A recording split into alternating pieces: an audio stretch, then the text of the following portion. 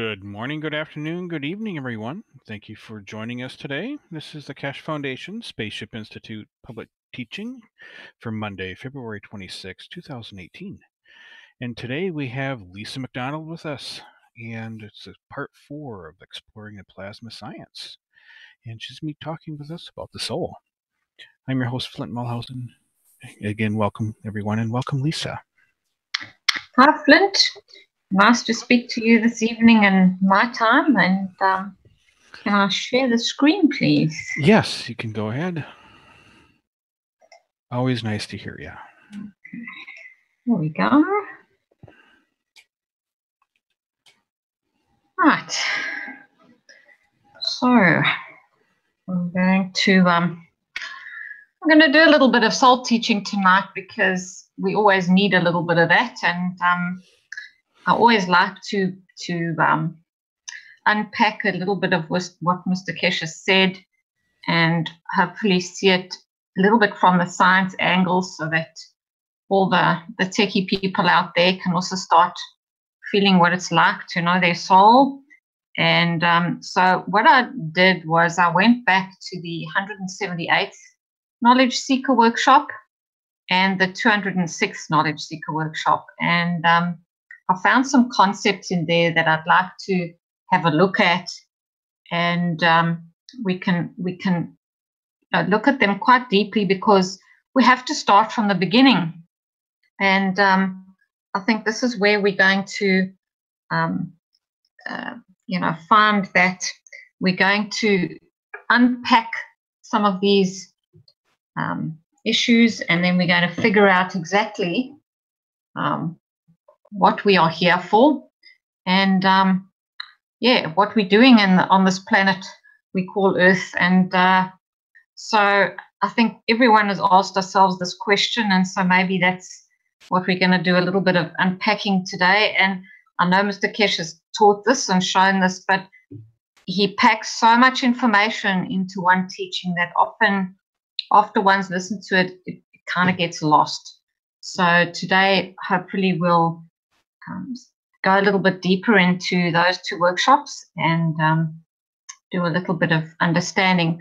First, we're going to look at Nursery of the Souls. Mr. Kesh explained that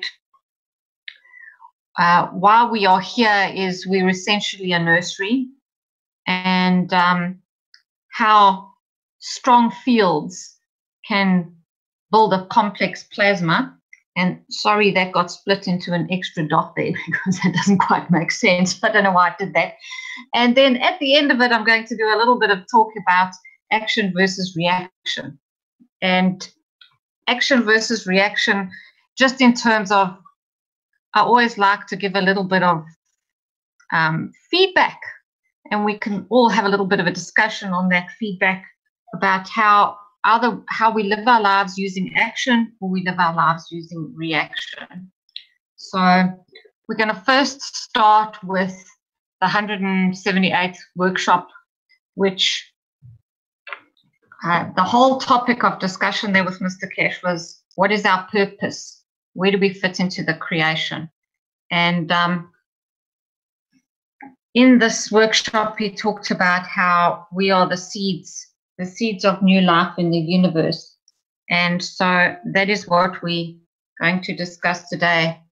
And I'm sorry, but when I flick my PowerPoint over, it's taking about, there we go, maybe 5 seconds to flick to the next page. So that's why I sound a little bit hesitant, I'm sorry to say. It's okay. So, it's always been like that with you guys. Yeah. And Jimmy knows how to do it. He sort of paces himself, but I don't. That's your lightning speed internet. Yes. Our very first world internet.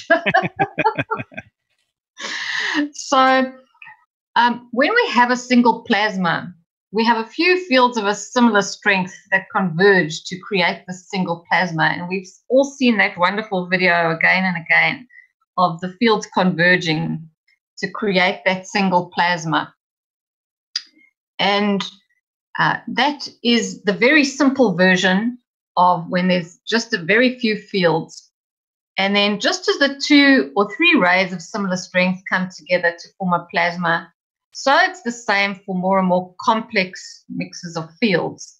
They all come together and create much more complex plasmas. And what happens is the creator or the sun or the center of the universe or the unicos has thrown out, in a magnetical sense, all of these rays and fields, and they've divided and divided into smaller and smaller amounts. And then at the end of it, they start coming back, and they have to coalesce and come together as more and more complex fields as they create these more complex things.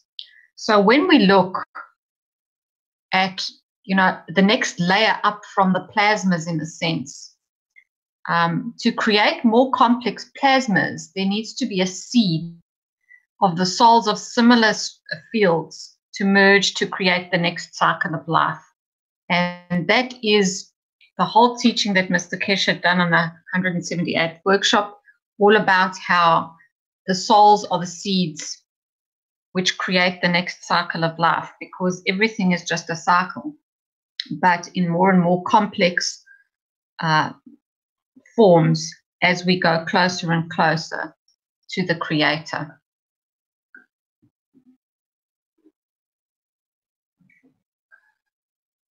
So as he explained, to build a tree, you need the seed.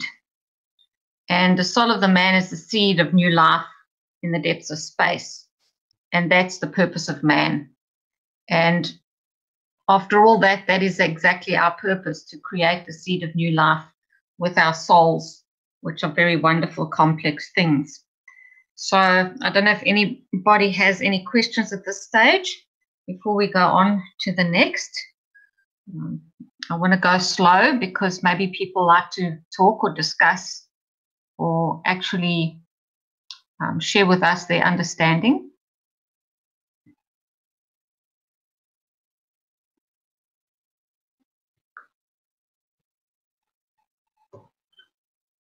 Feel free to raise your hand if you're and the attendees here, and I'll let you talk.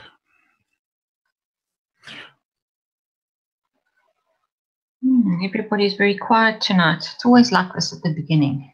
Yeah. Okay, no problem.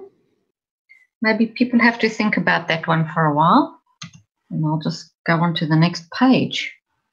I had a lot of fun doing this presentation because I had to find lots of beautiful pictures.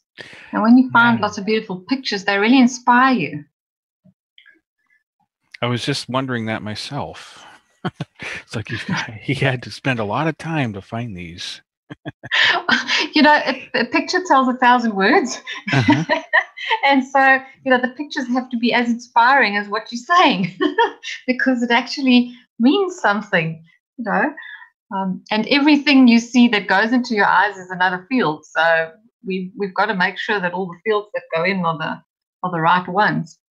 So the universe has been waiting for the beauty of the souls of humanity to emerge, because the seeds of respect and love and caring are needed to build the seeds of the trees in the universe. And I thought this was the most beautiful picture of a galaxy of some description, but when you look at it closely, it resembles a plasma, and it resembles many other things we've seen over the time. And all it is the scale that is different.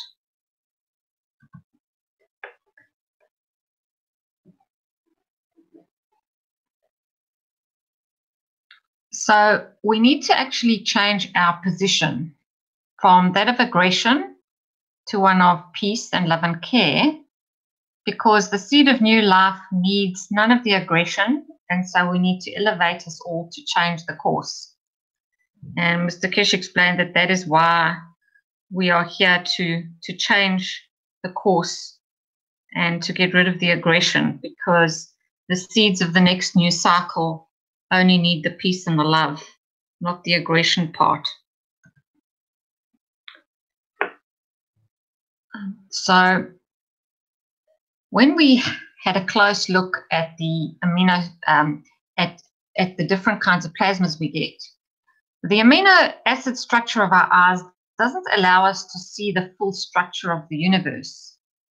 And we don't see the full beauty of all the stars in the sky and all the other things in creation. But possibly if we did, we'd see something else entirely. And this is where I'm wanting to lead this a little bit, because when I started looking at all these beautiful pictures and finding all these beautiful pictures, I found something that caught my eye. And we'll go into that in a couple of slides. But what he explained as well is it takes a long time to create a dynamic set of fields strong enough that can create the essence of a star or a galaxy or a planet. And the strength of the soul of the man is of that level to create a community of life in other dimensions of the universe. So as we are the souls, we can unite the souls together to create that next cycle, because the dynamic fields are what creates that next cycle. And here is what I wanted you to have a quick look at. In the womb of the mother, the seed of the energy leads to the new life, which we call the body of the man. And this was just a little representation of the first two cells dividing when you're looking at creating a new human life. And very similar to that picture we just saw of that galaxy, don't you think? So now the souls of the man, in all its beauty, can be allowed to become the creation of other lives in the universe. And we are just like that little egg and sperm in the womb of the mother that can come together to create the next galaxy or star or planet. And so each time we go up a level, in a sense, the dynamic fields build the plasma. So we take the magnetic rays and we form a single plasma. And we have 3 or 4 different plasmas, which are atoms, for example, and we create a more complex plasma, for example, the amino acid. And from our physical, you can then combine to have stronger and stronger mixes of fields, which create a galaxy or a star or a planet. And so we're going into more and more complex fields and more and more different kinds of strengths. And here is what I wanted you to have a quick look at. And it just struck me as what do we really know? What is the life out there we see in the universe? And how beautiful is it? Life is nothing more than a process of an accumulation of fields of a given strength that lead to a confirmation of existence in a dimension. There's no difference in the structure of a man, an atom, a solar system, or a galaxy. And can you see the similarity?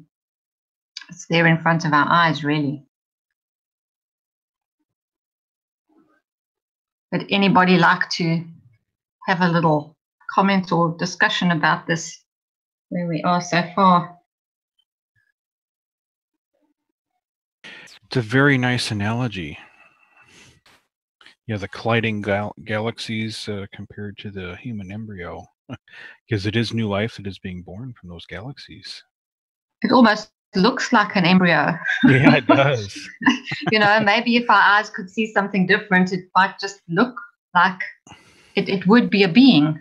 Mm-hmm. That is a being, just as much of it as a baby is a being. Mm-hmm. Just a more complex form of a being.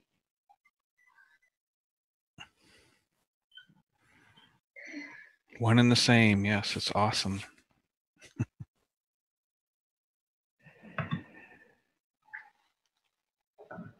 Okay, so it's really just the strength and the amount of content, which is given at different dimensions, shapes, and colors. it's the complexity really that just makes it different. As Mr. Keshe said, all souls are the same.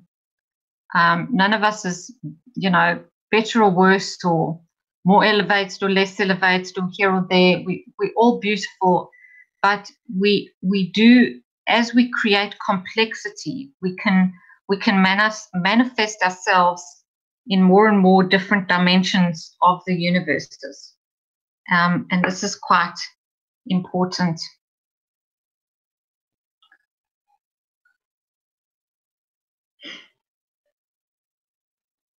Just waiting for the page.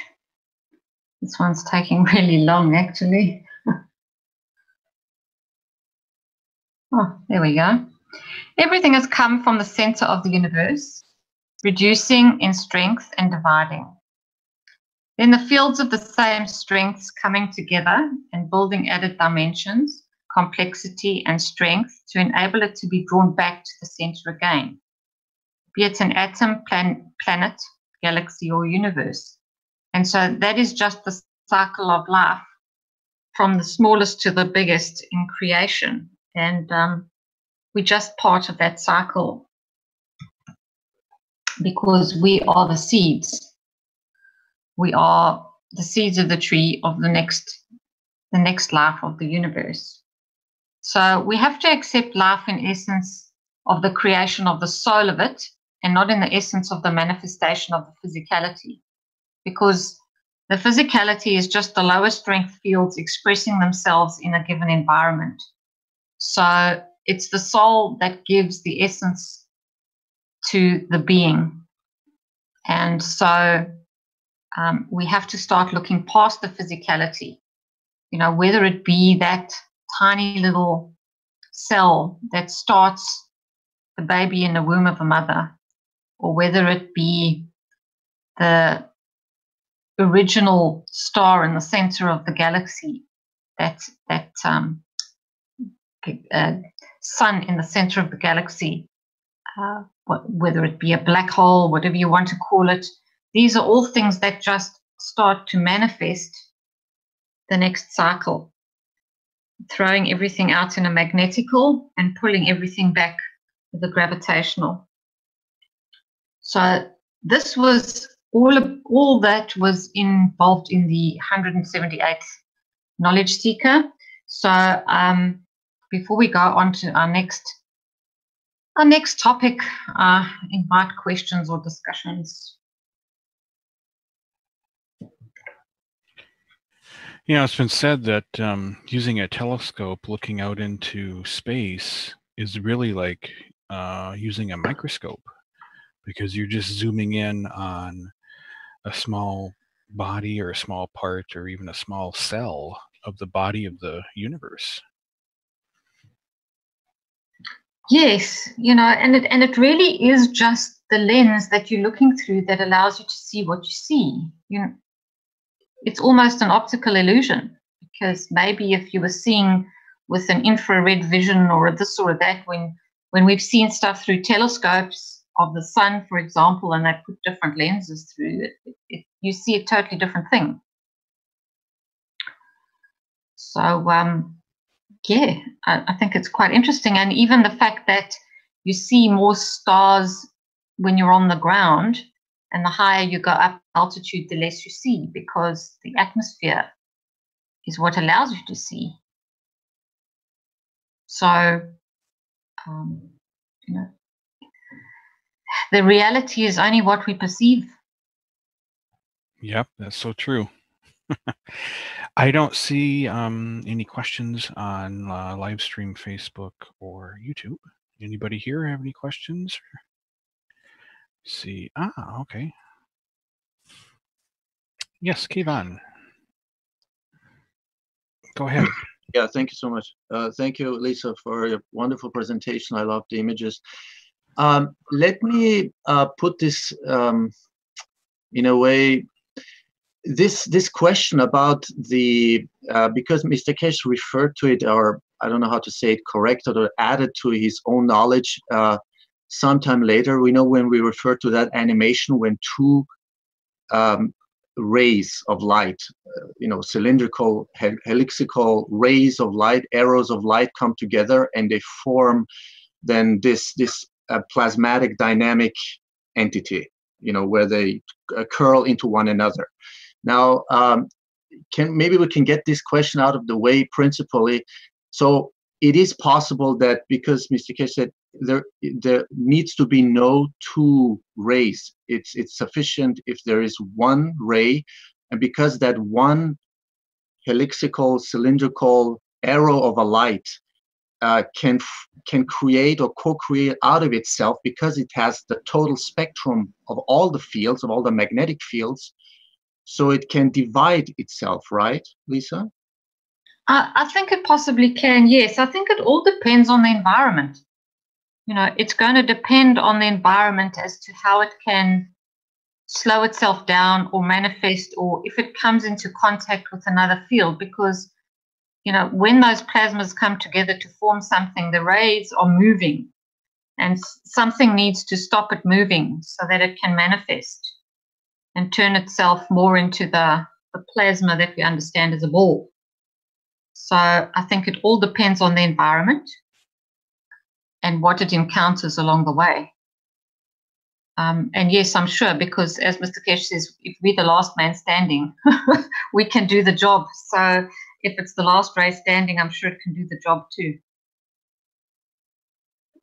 I can't give you more of a scientific explanation than that, Kayvon, because I'm not quite, the IQ is not quite high enough to get that far at this stage. Yeah, thank you. No, that was a really wonderful answer. It just, as you said in the beginning, there's so much knowledge getting lost when Mr. Kesh packs so much stuff, so much knowledge into just one teaching. And then at the end of the day, I'm like, and I think I speak for a lot of people, like, okay, how? It's like the question of how do I put it into the procedure, the operation, into practice? How? And then I'm like, okay, should I go to that principal core, that essence? Is it just it's always the same? But it's just, as with the magnetic ray or the ray of light, which has a structure of a straight arrow of a light, and just changes the shape, the form, and the strength of it. And so if we want to travel let's say, into another universe, into the cosmological universe, a totally different universe, I think there's no other way than to change the condition, the strength, and the shape of those magnetic fields, especially when we talk about the unified field theory of Mr. Kesh, which is all magnetic fields. So is that one magnetic field which just changes the shape and the form and the condition and the strength? I think the principle stays the same. The one question that I haven't quite gotten answered in my own mind is, if you're talking about the soul strength, does it even need to travel in some kind of cylindrical form? Because is it not instantaneous? If you have the phone number, because it's like, if we understand it in a quantum sense, which is not quite the plasma sense, but quantum is instantaneous, so they say. So to me, plasma is instantaneous too. So maybe the physical part needs that. Maybe the soul part doesn't, or maybe they need each other and they have to go together. I'm not too sure on that yet. I think these things are going to take us many years to figure out, because yes, in theory one can sort of say, okay, I kind of understand it, but yes, you've got to unpack it really into small bits and try and get it into your brain in some kind of way that does make logical sense, and it has to be logical and it has to be scientific. So even if we're talking here about the soul. I have a question here from Krasmir off of YouTube. He asks, can we say that the ego is the physical soul and the universal soul to be our true self? I prefer not to try and use the old terminology to explain the new stuff, because I find it really gets in the way of my understanding. I try and take something like my old knowledge of the ego and kind of try and really just work it rather from a plasma point of view. And, you know, when I think about ego, I have so many conflicting thoughts and ideas, and I find it very difficult to figure out, because I can only judge myself. I can't judge other people in terms of what does ego even mean. So I'd rather not answer that. Sorry to make a very long story, a short story. Yes, that's understandable.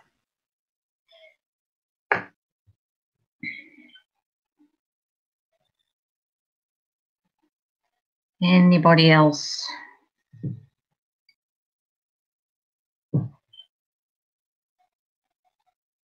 Okay, shall we go on to the next portion?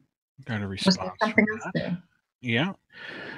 He again asks, in overall, has anyone considered going through the old knowledge concepts and viewing them through the perspective of the new plasma science? That is something that we've got to start doing, but there's a technique to this, because we all have a problem with having history. We all have learned different things along the way. And I find the problem comes in here where you say, okay, I went and I learned herbal medicine, for example. Now, I learned that comfrey does this and this because it's this kind of plant. That's great. And now we take the plasma perspective and we say, okay, let's go and look at the physical structure of comfrey, and let's go and unpack all the chemical components, and let's go and see whether it's CO2 in there and it's zinc in there that's doing this, and that GANS and that amino acid.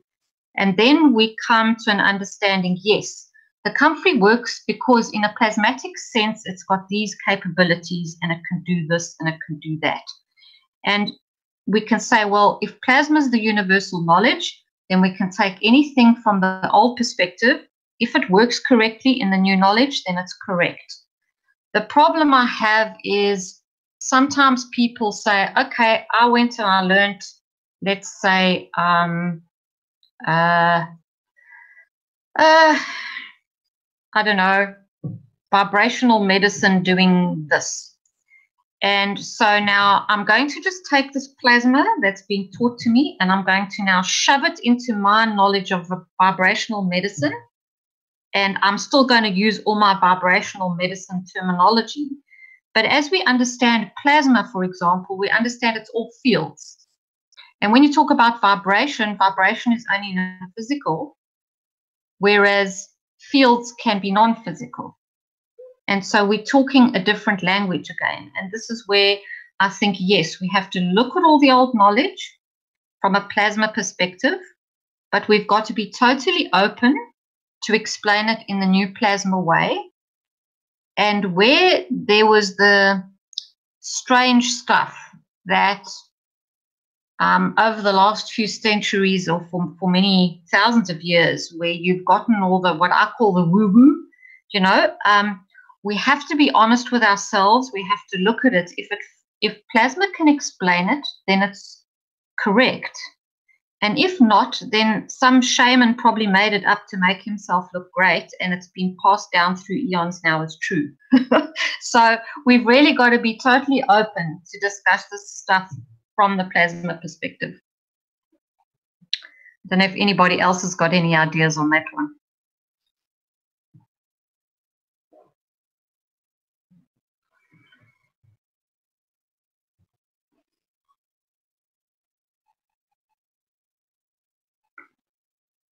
Everybody's very quiet tonight.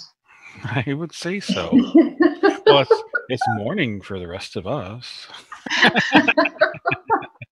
Well, yeah, I'm the one that's tired. You guys should all be jumping around and happy to speak. Yeah. No, nothing. Nothing. Wow. Let's see here. Just gonna recheck everything again. Pretty quiet, even out on the. Oh, it must be Monday. Yeah. Everyone has obviously had a really heavy weekend. Maybe they're all hungover. Who knows? On a technical side note, just whenever you're done clicking to the next page, move your mouse into one of the corners. Can you actually see the little? It does. It does show up in the online broadcasts, not in Zoom. Okay, don't see it on my own screen. Thanks. Yeah, I know. It just shows up in the online broadcast. So that's Jim. He went and plugged the mouse in and said, "I really use the mouse well." It's nothing that you're doing. It's just a bug in Zoom, actually. Okay. So the next part of the teaching comes from the 206 Knowledge Seeker, and I thought this followed on from the previous workshop very, very nicely. And as Mr. Kesh explained, the seeds, we are the seeds of the new cycle of life. But why is the soul of man important to the creation of new lives and dimensions? Why us? Why us the seeds? And, it's always been an eternal thing that people have asked. Why us? And a lot of times in the circles of, when you seek different kind of knowledge, people always say, humans, we, really quite wonderful, and, we've got so much to give, and I'm sure we are, but, we know more or no less than many others in the universes, and so why are we special? And so Mr. Kish explained scientifically why we are a little bit more, we were a bit different from most of the beings in the universes. And this is all due to our tilt of the axis of our Earth when it spins around the sun. So the Earth has a tilt, and if we combine the tilt with the elliptical orbit, this gives us seasons and a very diverse range of fields, which creates a dimension of a wide range of materials on the planet, from hydrogen all the way through to plutonium and beyond. And maybe we haven't found all the materials on the planet yet. And all these heavily gravitational, from the hydrogen all the way through to the heavily gravitational fields, allows us to manifest our physical bodies here, and we are absorbing and giving off the fields of all of the spectrum on the planet continuously. And this gives the soul of our physicality a different dimension that allows us to really be quite different from many beings on other planets, because most of them only have a very few elements on that planet, because with the having no tilt of the axis, they're not creating so many varied fields on that planet. So rotation on the axis creates new dimensions of the gravitational field, which gives the soul of the man a strength which covers a huge spectrum across the universe. And Mr. Kesh talked about this in terms of us going to space, and possibly also, as a soul, whether you are creating a new dimension and a new life, as a group of souls may be deciding, okay, we're going to manifest a new planet or whatever we'd like to manifest, or just for us to travel. So when we understand that elements such as uranium and plutonium are going in the direction of the soul strength, with this very large spectrum of gravitational field strengths, the man can manifest himself in many different dimensions in the spans of the unicos. And it was explained in this teaching, for example, that if you have a area in space which is a carbon has mainly fields of carbon, obviously we can manifest ourselves in that spot. If we have gravitational fields of plutonium, if it's a plutonium solar system, for example, because we have that gravitational field strength within our cells, we can then manifest ourselves in that gravitational field strength in that area of the universe. And this is quite important because if you're a little hydrogen being, obviously then you are not comfortable, or you cannot manifest yourself in a plutonium solar system, which only has plutonium strength, for example. So this creates a limitation if your field strengths don't have that capability.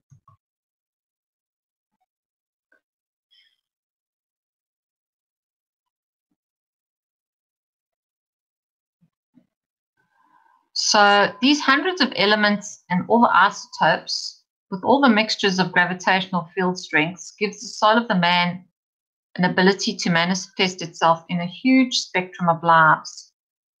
In being able to carry such a huge spectrum of fields in the soul of the man's gravitational field strengths, it gives the man the ability to survive. We are multitaskers in every dimension, and this is why the soul of the man is precious. That was a direct quote from Mr. Kesh, that we multitaskers in every dimension. So I think, we're the Swiss Army knife of the universe, and so we're quite handy for many of the other beings in the universes to help them to do different things, I'm sure, once we get to know what our roles might be. And here we can see what our role might be in the universe. Manifesting oneself in so many dimensions allows for the soul of the man to become ambassadors of peace in the universe. If you can manifest yourself in many various places and other beings can't, you can be the bridge. And I think because we have such diverse lives on this planet, and so many wonderful physical fields which interact with us, and we learn so many things here, and our lives are so rich and full, and we have such an opportunity to grow ourselves. We can become ambassadors with much wisdom and much knowledge, because we gain every day that we live here, we gain new insight into many things if we just allow ourselves to learn.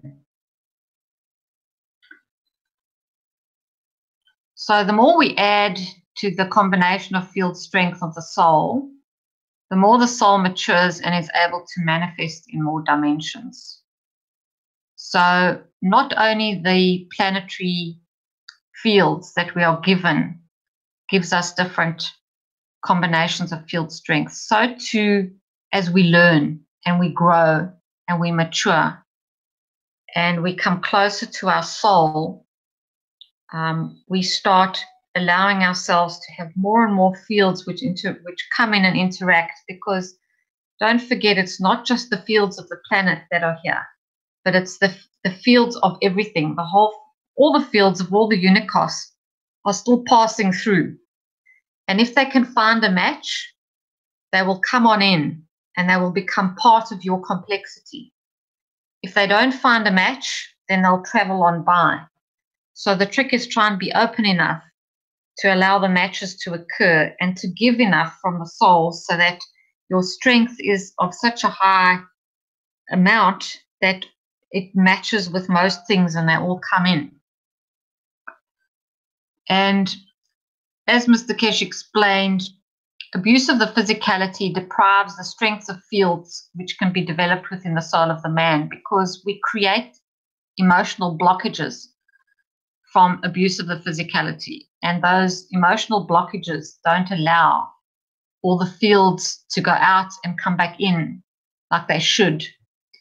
And it's just as taking the feathers from the wing of the bird one by one. And this cannot be. It's the purpose of these teachings to stop the abuse and bring the peace. And that was a direct kind of quote there. So I just had to kind of put a little thought in there that how will we set the birds free? That's us. And we give them the understanding that they are the creators. And when you have the understanding that you're the creator, the birds will grow their own feathers and fly, because we are the creators in all dimensions. We're not looking for anybody to come and save us. We're going to save ourselves, because we are the creators and we're strong. And at the moment, we're like a little baby bird. We're not quite there yet, but I'm sure we're going to get there soon. So the little owl looked really cute, and I thought, well, he looks a little bit like we all are at this point in time. We're just learning to fly. So, any questions or discussions? Or do you want to have a look at the little owl again? Yes. Yeah, this is John here. Hi, John. What do we mean by abuse? In what sense? Well, it's other people, creating emotional harm. Abuse is lack of love. Abuse is withholding of love, and that comes in many forms. Whether it be physical or emotional, and then we start to block things to be able to survive, and then we don't build our fields. It's how the planet operates. Even when you have the most wonderful, loving home and the most wonderful upbringing or whatever, there's still things that happen in your life that upset you and make you unhappy, and they create little blockages. And if you don't understand how to clear them and how to just carry on with the love, which allows you to blow out the blockages in a sense, they tend to start forming a layer around yourself, and you create this layer around yourself like armor, and then nothing goes out and nothing comes back in. So, we see it on the planet daily. And a lot of it comes from self-abuse. Well, the self-abuse is almost like not loving yourself enough, not feeling like you're good enough for anyone to love you, which is quite a sad thing. As you mentioned also, there are different types of love. The upbringing in the family teaches you many different types of love. To me, it's just a case of unconditional giving. If you needed to just be there, my giving to my partner is a different giving as what I give to my child, but it's all giving and not expecting anything in return. Yeah, that's a nice way of putting it, yes, because it covers all the different situations. Yeah, I think that's the sum total of it. And when we give, it gives us so much pleasure, and somehow we often forget that. Just the small things. It's a simple thing, like my daughter coming home from work as a waitress today and saying, "Mum, I feel so good. I served a couple a meal today and they were so depressed, and I asked them, 'Are you all right?' And they said they just lost their daughter.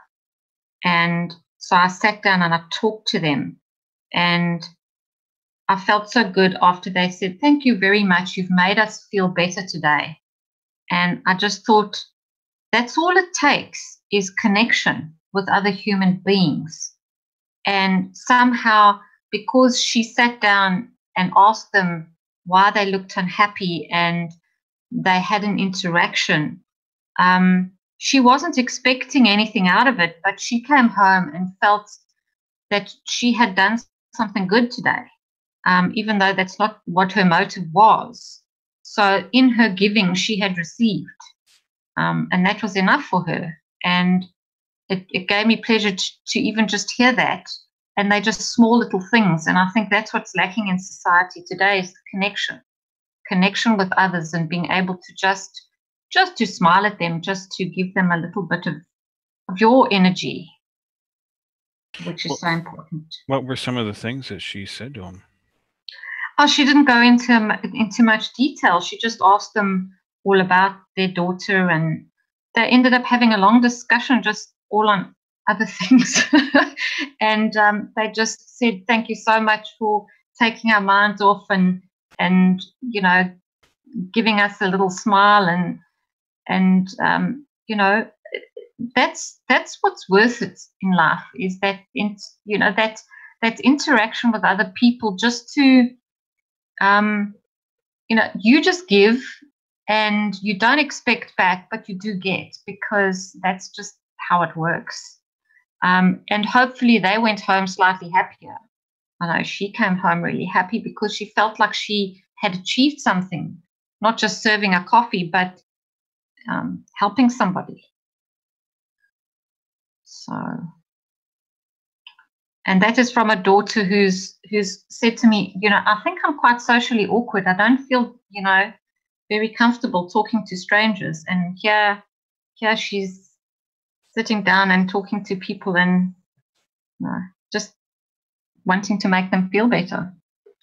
So she's growing as a person, and that you know, to me, by putting yourself out there, you do grow as well. You don't just feel good, but you start understanding that you can make a difference.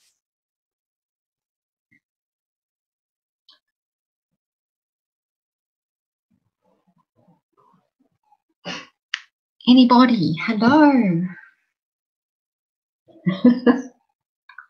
Yeah, it's still pretty quiet on the board or on the chat. Yeah. Yeah. You're a bit slow tonight. Oh, this morning. Well, maybe they need their coffee too. Violet might have something to say here. Hello, Violet.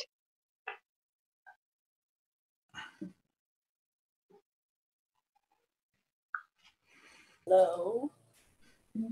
Yes, we Hello. Am I with you? Yes, you are.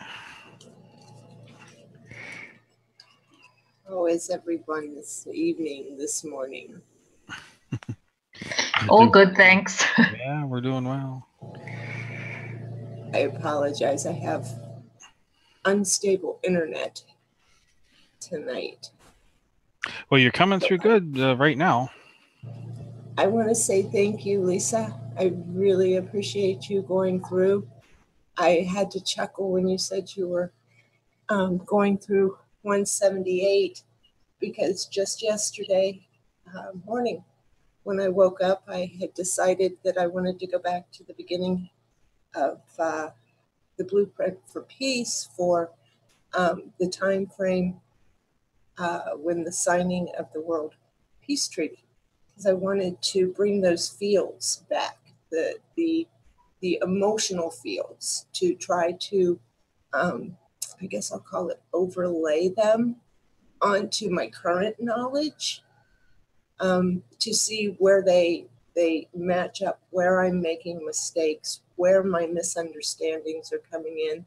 So I really, really appreciate you doing this and talking specifically about the soul connection with the plasma fields, because I kind of think of the plasma fields as for those of us who use aromatherapy and essential oils for healing and things like that, I kind of think of the plasma fields as the main carrier fields for everything.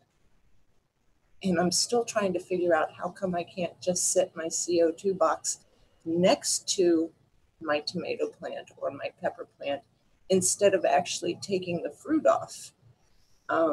Because why can't the fields, as it's creating the plant, the fields that are right there, why can't they energize the plasma fields simultaneously without, again, taking from the plant?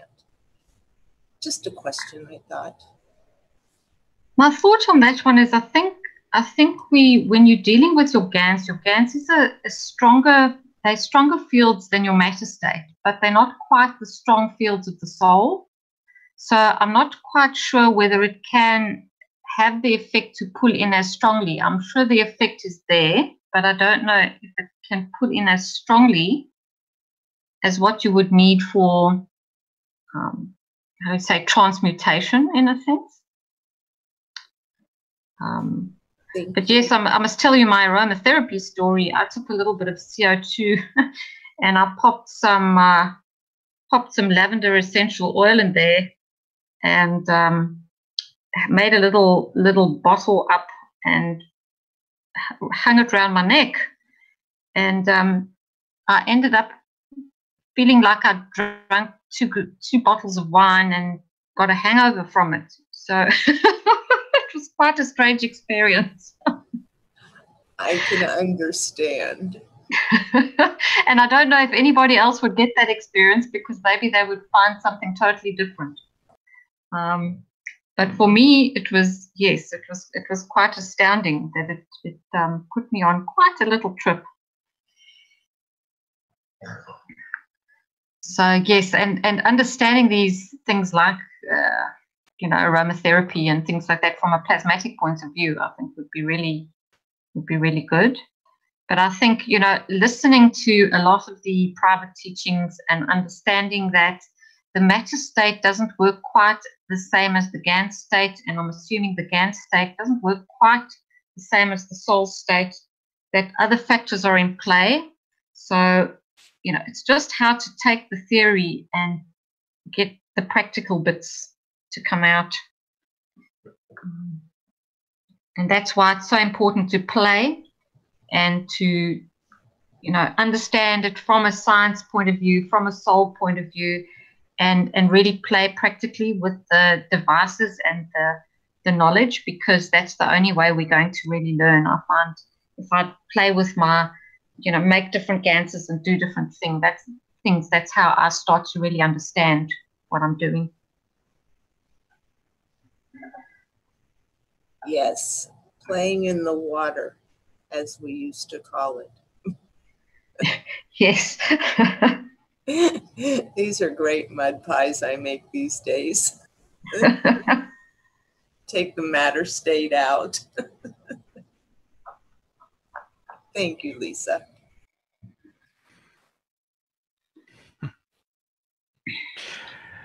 Okay, Jackie, you had a question there you put in chat. Thought you maybe want to speak it personally. If you can feel free to unmute.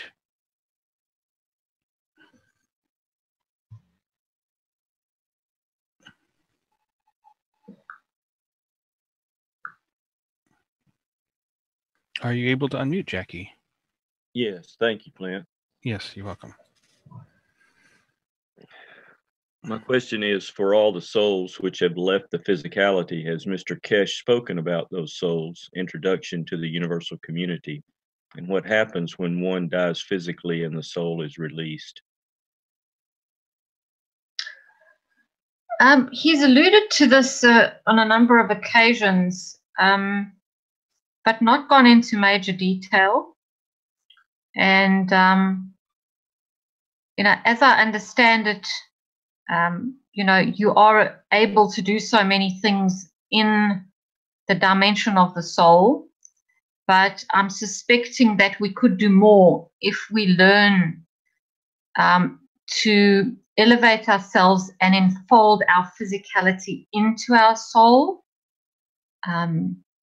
which will incorporate more field strengths, and this will allow us, in a sense, to do more than what we are able to do at the moment. But yeah, it's a hard one for me because he's only alluded to small bits of it and not a lot of detail. So I can't help you too much on that one.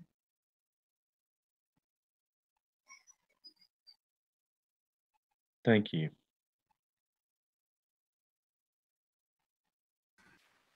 Okay, up next is Kukatong. Are you able to unmute yourself there? And you have quite a long something you typed there into chat. Thought you might want to say that personally. Mr. Tong?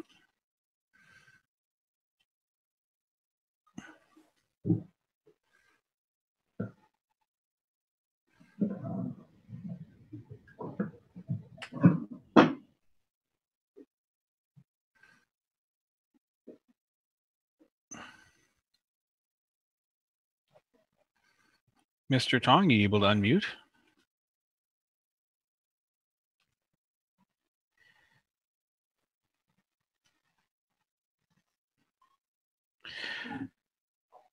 Yeah, I was having a look at this question. And it's Yeah. sort of kind of a I sort of a question, but not a question. If that makes any sense. I don't know if you want to read it. Yeah, I can read here. I see he's unmuted. Are you able to speak there, Mr. Tong? I see that you're unmuted. If not, we don't hear you. Okay. He says here, I'm 45 and I just recently attended a loving kindness meditation retreat. Spiritually, I just found so much joy about love and peace, especially to strangers. I felt I had energy to connect at the event with a retarded kid in the orphanage house. Things I planned that never get started suddenly and all come to me by itself. Someone wanted to invest and join me on a business ideas. Cash Foundation just pop up to me by chance. I'm trying to learn and sign up for as a student because everything Cash teaches makes perfect sense to me. My question is, how do I know my own path for the next 20 or 30 years? Well, that's the question we all are asking ourselves. Every single one listening to these teachings. All I know is, well, what you say goes, right? Well, all I know is we're all masters of our own destiny, and that is the most beautiful part of all of this. Is that your only limitation is what you put on it. You are the master of your own creation, and so whatever you envisage is what you create. And this comes to a little bit of a point of my next topic when we get past this one, is that you wanting to create something, you must not set limits on yourself. We tend to often put a limit because we need to do something because of this, so I must do that. But that is limiting yourself. You rather create those 20 or 30 years. Let's not limit ourselves. When people ask me and they say, what do you see with Kesh Technology in the next 10 years? I refuse to say, oh, well, maybe we'll save some energy and maybe we'll, grow some good plants. And I say, no, in 10 years, we will understand ourselves much better. We are going to space. We will be in a totally different world where people will be healthy, where we will be able to fly from A to B in 10 minutes and have breakfast in New York and lunch in London. And people say, but, don't you want to retire and have buy yourself a nice house? And I said, I'm past that. I don't need that in my life. I said, quite honestly, I would like a hovering geodesic dome, which you can equate as my spaceship, and I'll just go where I need to go. I'll hover. I don't need a piece of land. I don't need a house. I'll just go where I need to go. And that is my intention, to be in the next 10 years. So we mustn't limit ourselves, because the trick is just to start working on this stuff and understanding it. and go with the flow and get into it and create. That's all I can say from myself. That's how I feel at this stage. I'm not limiting humanity to anything, because I know we're better than what we are today.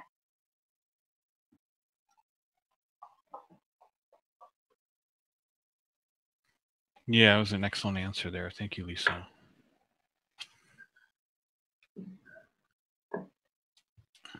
As many agree there in chat. Yeah. I think our biggest problem is not believing in ourselves. And this is the one thing we've got to start overcoming. And that's why all of these wonderful, making all these different devices, it gives us the confidence that allows us to believe in these fields and believe in ourselves and know we can. It's just the tools and the stepping stones, and to get that ultimate idea that we creators. And we say it and we say it, but we sometimes just don't believe it. So we just have to say it a few more times.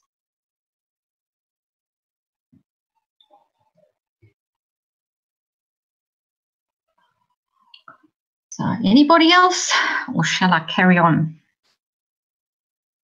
I might have one more here.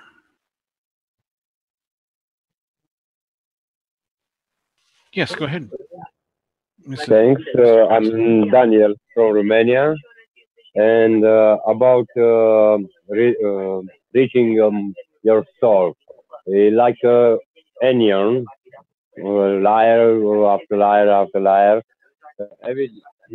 Every soul have one way for reaching your soul, and I think when interconnect two souls, no, two beings, it's because I have same string, same number of layers when my soul is elevated, no, and for example, Mr. Cash, no, has many layers, many layers. It's able to perceive, interact on another soul. I don't know. In base, all the soul is equal. But in the end, from experience, adding another field, another layer. This is my opinion. Thanks. Thank you. Yes, I think you're right. I think we are adding layers, and we're also connecting layers, so that we can connect with that inner soul of ourselves.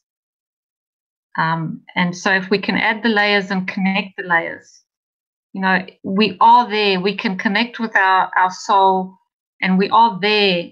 It's just how to understand and interpret what that inner self is telling you and how to listen to it, which I find the hardest. It comes and goes. Like husband and wife, no? When they're tuning your soul on your child or another human being. No?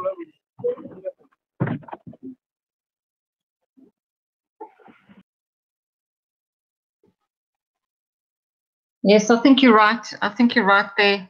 And it's just a case of opening up and listening to yourself and finding the connection and building the layers, because the building the layers helps, adding those aspects of ourselves helps to build more fields and come closer to that soul inside that tells you, because it knows everything. then it can tell you everything.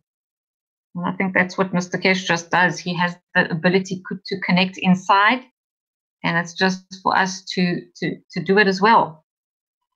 It's not something easy, because it's not something I can tell you how to do, because we're all different. So we all do it in different ways. When you when empty your cup, when you give, you have space for receive, for connect with another, no connection, receive another fears, another piece of soul for each other. When you have, for example, you have a mind clear, relaxed, you're able to open this door for receive a message from another, no? Like a telephone.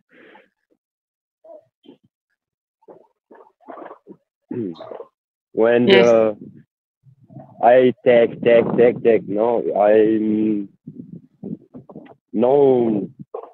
it's not, sorry for my English, it's very difficult for me speaking English, but I try. You're doing well. Thanks. You wanna give, offer love, peace, or for everything, for one plan, for, I don't know, another soul, for myself. Make space for receive unconditional. Yes, it's very much like in South Africa growing up. There was a children's story about the little monkey who wanted to eat the honey, and he stuck his hand into the tree where the honey, the beehive was, to get the honey. And obviously, when he closed his fist around the honey, he couldn't pull his fist out. And instead of opening his hand and licking the honey that was already on his hand, he ended up starving and dying with his hand in the hole because he wouldn't let go.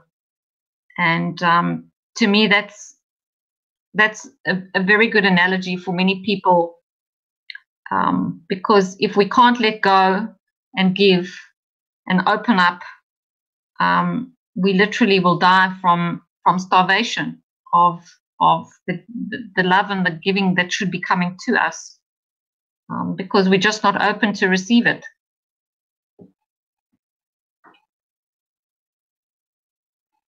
Yes, very nice.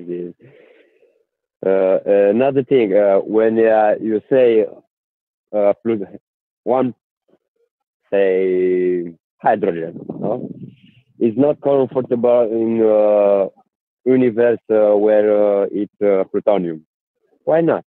Because the strength of or hydrogen, helium, plutonium, everything is in same seas of plasma, no, or seas of field. It's totality. Look, I'm just quoting what Mr. Kesh said in the teaching, so I have to figure out exactly that part. But apparently, the gravitational field strengths are totally different, and maybe this does have an effect. Obviously, depends us how make interaction, no, of how use interaction of amino acids and this place where it is. quite possible.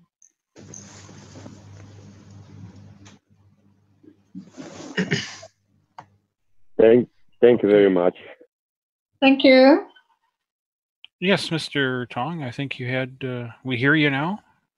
Did you have can you hear now? Yes. Good. I bit struggle just now. I'm sorry for the confusing question. Good, thank you.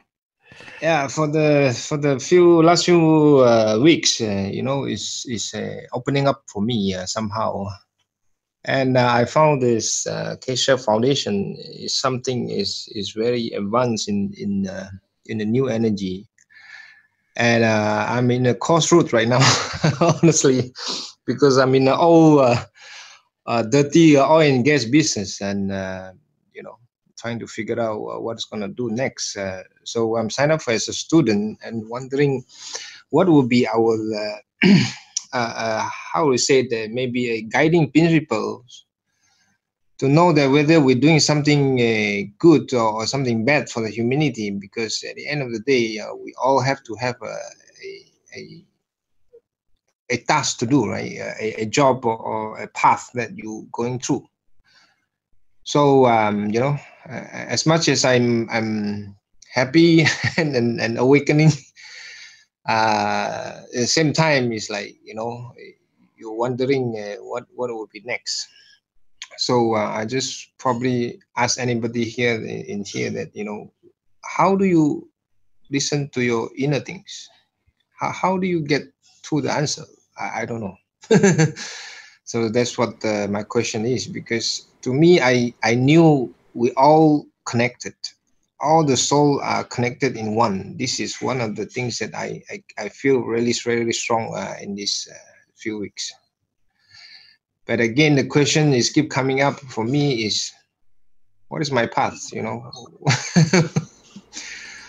Yeah, I appreciate it if anyone can give some you know, thoughts or ideas.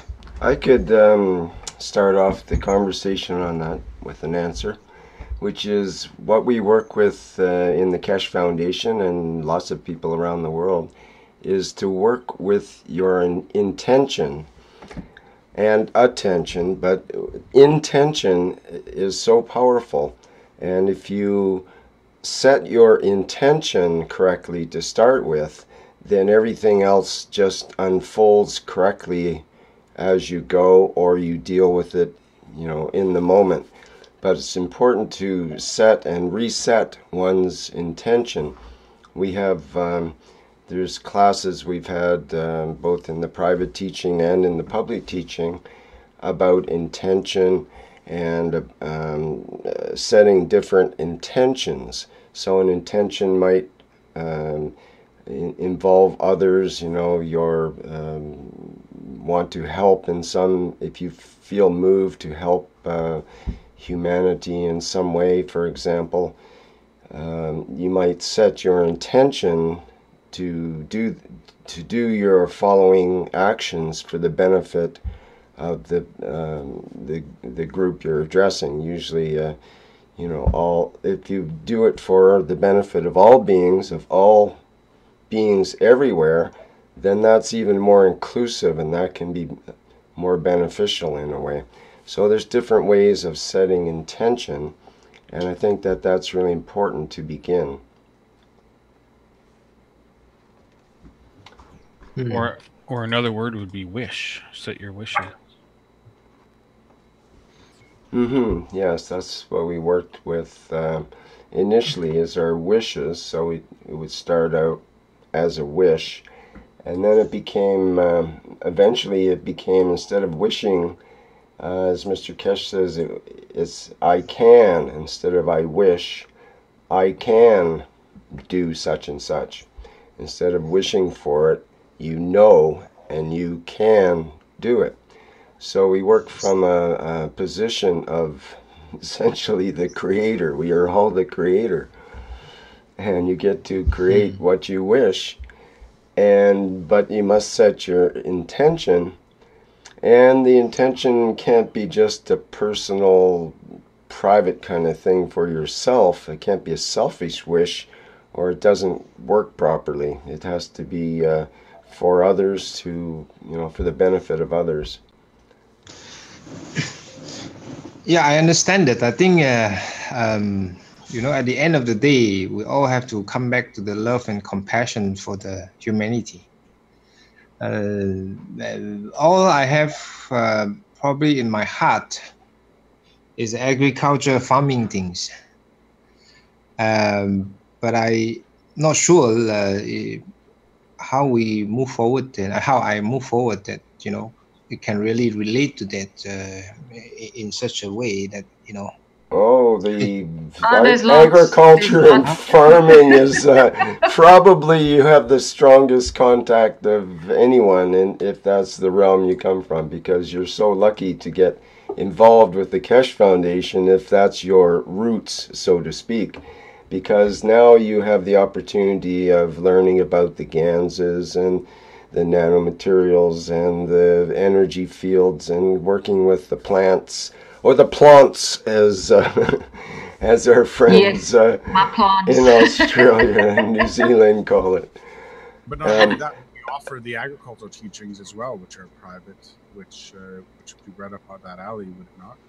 Yes, and if right, you go to the playlist of the gardeners and growers, which Jim and I did last year, there's a full 18 teachings on how agriculture works with plasma and how the plasma works in the plants. And it's a really good. Yeah, it's yes. In fact, I recorded them all and put them on a USB key and gave them to a friend of mine who's a gardener. And that's what he does in the wintertime when the garden is just sitting around. He watches these videos and gets the information from them. Oh, so that's great, a good great. place to start. Yeah, this probably you just probably answer my question then.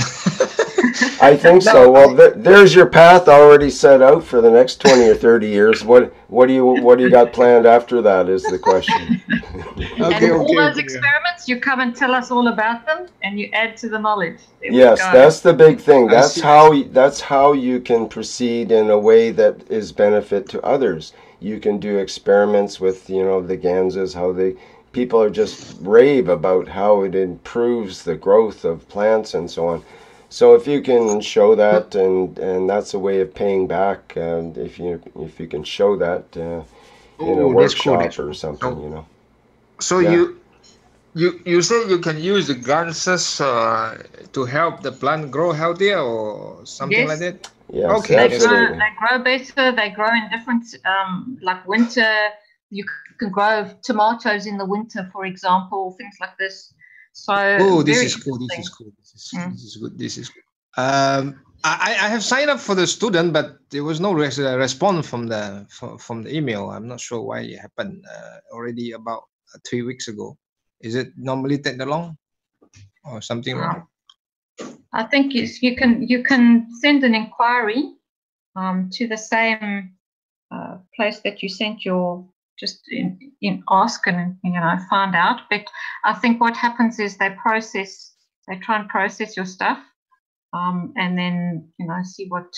So I'm not quite sure exactly how long. I know at the beginning of the year, obviously there's a lot more people coming in, so it might take a little bit longer. Okay, no problem. I'll do that. The two addresses you can contact are education@spaceshipinstitute.org and education@kfssi.org. Okay, thank you very much. They go to two different people, so you can try both. Yeah, thank you very much, so much. I'm very happy. And you'll learn a lot about the plants. And when you learn all that about the plants, then you'll come to realize that you don't want to be a farmer anymore because you don't want to kill your friends. Really? And then you've got to do something else. Yeah, okay. Yeah.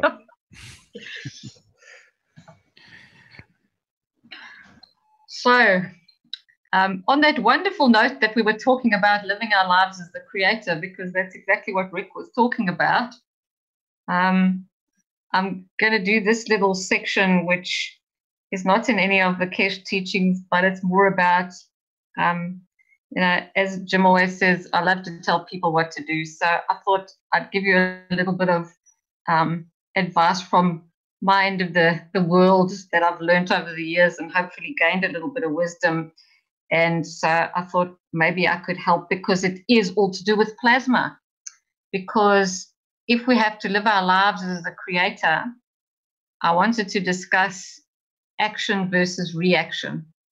And this is so important because every single step of our lives is either an action we take or it's a reaction from what others are doing or other things that happen to us, and we create a reaction.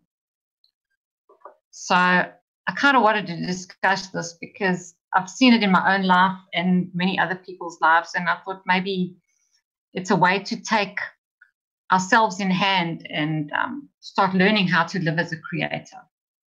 So if we take a close look at ourselves and our lives, how much do you achieve when you see a positive outcome and then you plan it, you action it, and you position yourself and those around you to attain it? Often these are the things that are usually the most successful in your life when you do it in that fashion. But how much do you achieve in your life when you make decisions as a reaction to perceived emotional harm or something that's come at you from a different angle, and so you just react? And I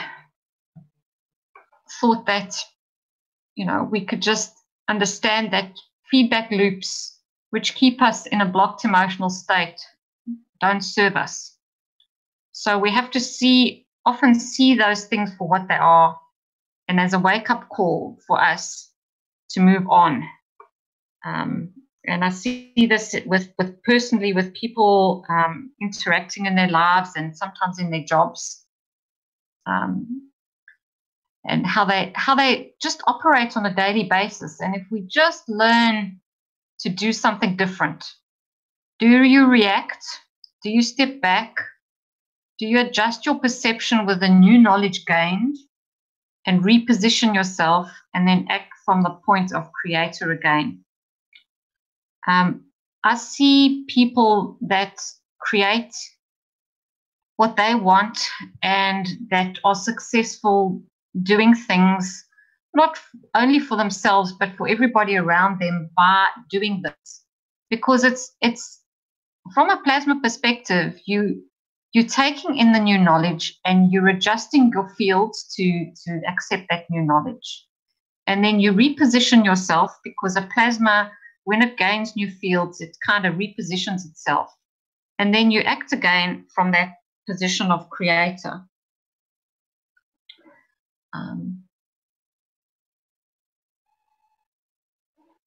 So creating a new reality for yourself and others can only be achieved when you're not part of the same old feedback loop. And to elevate ourselves and others needs us to see the next creation in all its beauty and work to bring it about. Often when we're in a feedback loop, we can't see the next creation and how beautiful it can be.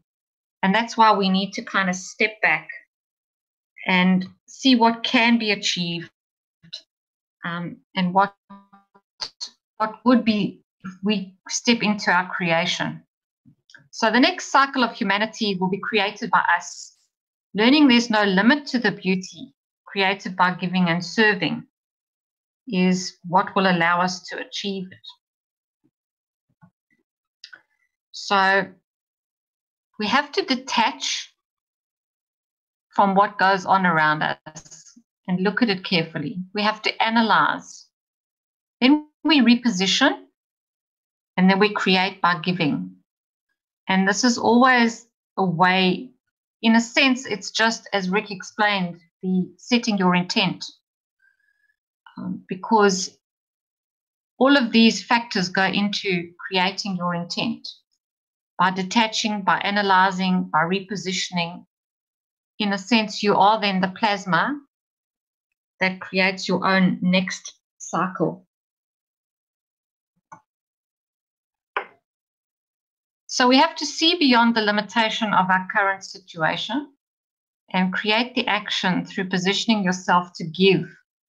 The point is to give, and the rest will follow. Because by giving, you ultimately do receive. And by serving, you ultimately create what we need to create. So that was just a little bit of Lisa wisdom. I hope it wasn't too much, but I just felt it important because often I look back in my own life and I see the decisions I've made out of fear or reaction are never that successful, but the ones I create through believing in myself and creating something better, those are the ones that do so well. And so I just wanted to share that with everybody.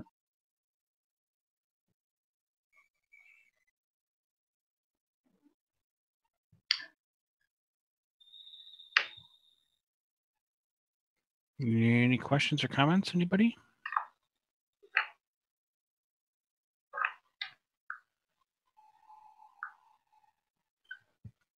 There is a comment from Sabrina here on Facebook saying, thank you. I love your hovering dome vision, Lisa. This next decade we'll get it one day. This next decade is overflowing with being the breath of the all-universal cosmic light. May we breathe gently and overflow into this dimension, dissolving all veils, sharing a spontaneous birth of universal love and consciousness, no fear, only overwhelming blossoming of all potential, in the all-pervading love consciousness that generates humanity whose new perception, like an aboriginal dreamer, we will master the courage to dream and fulfill our mission and mandate. Yes, I like that. In Aboriginal culture in Australia, dream time is your real life, and dream time is your soul time. Reality and when you're awake is what they say is the the unreality part. So quite interesting.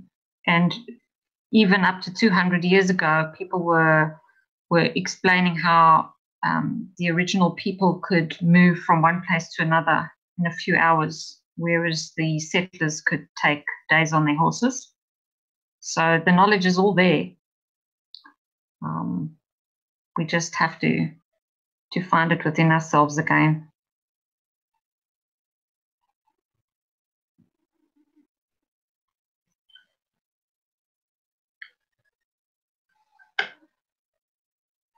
Would anybody else like to have a chat about anything today?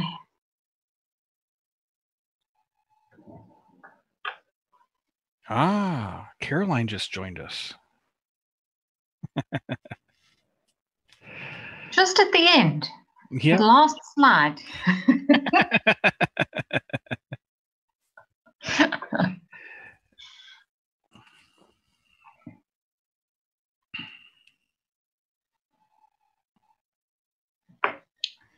Come on, guys, are we going to wrap it up? Does nobody have any comments today? Usually I can't stop everybody. I have to kind of tell you, go to bed. I need to go to bed now. Go home. Yeah.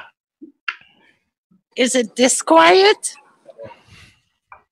We've just had very profound stuff, so I think everybody's quite quiet because they're just digesting.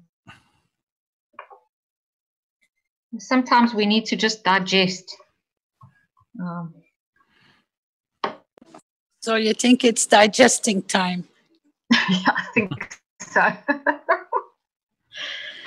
I posted some ideas in the chat room of the education. I don't know if you noticed it.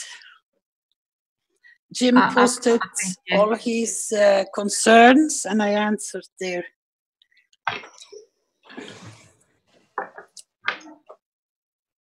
Unfortunately, I have no access to it because it's I'm in Zoom, so I can't go to to pick them up. Maybe somebody can pick them up and share them. We're not actually chatting about that in this class, Caroline. This is a public workshop. So we're not. Ah, okay, understood.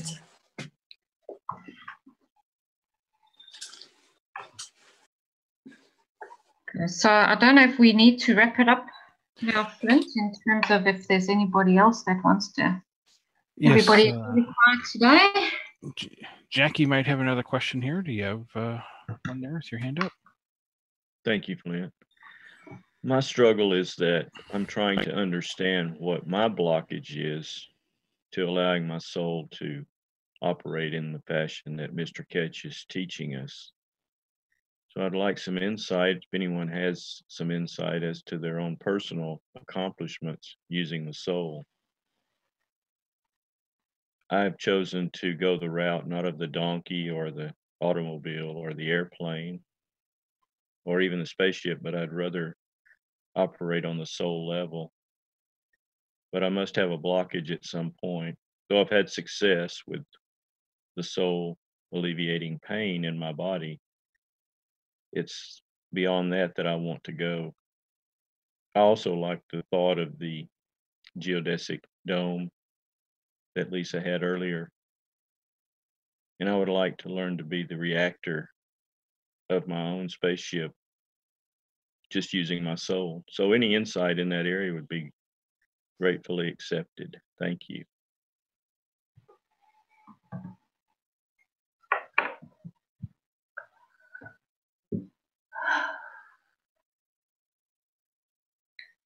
Unfortunately, I don't have the magic few steps. All I know from myself is that it comes from the place of giving. Where I managed to connect, for example, I've always wanted to connect with the animals. And I've been reading books on animal communication and doing various things, and I know that it's a soul connection with another being. And I feel that, you know, if we're ever going to go into the universal community, we have to at least connect with the creatures here first, and ourselves as well, obviously. And so I've tried on numerous occasions, and literally when I gain success is like we had a parrot the other day that came into the garden, and I was feeding my chickens, and I saw this parrot and I just said, "You are so beautiful." In my head, I projected this, "You are so beautiful. I love you. You are absolutely astoundingly, I see you. You are so full of beauty." And it sat on the branch, and I came up to it and I put my hand out with food, and it came and sat on my hand and had the food out my hand. And it was an absolute delight for me, but it was so spontaneous. It was something that I hadn't planned and I hadn't forced. It was just spontaneous, just seeing the absolute beauty of that other creature. And I'm wondering whether maybe we need to just see the absolute beauty of ourselves as well to connect in us too. Because we are beings of beauty. And it's very hard sometimes to accept that fact, because as human beings, we're not taught that we are absolutely astoundingly beautiful and our souls are pure. From a very early age, we doubt ourselves. And so I can't do the whole meditation thing. I battle in that direction. So I just feel that spontaneity. And when that spontaneity comes, it does amazing things. I don't know if that helps in any way.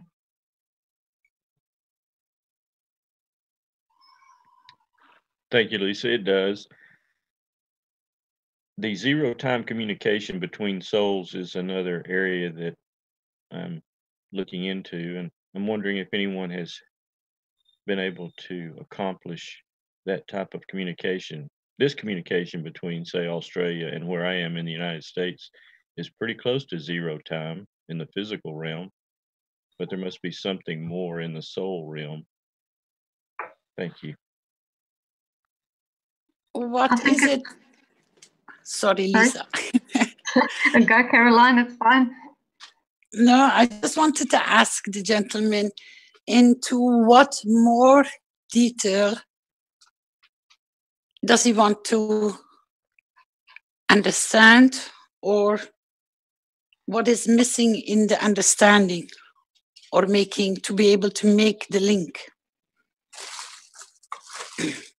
Because zero-time communication happens instant, because if you close your eyes,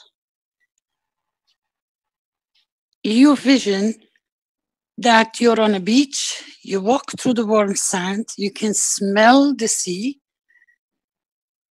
you can even picture how the sun will shine and how warm it will be.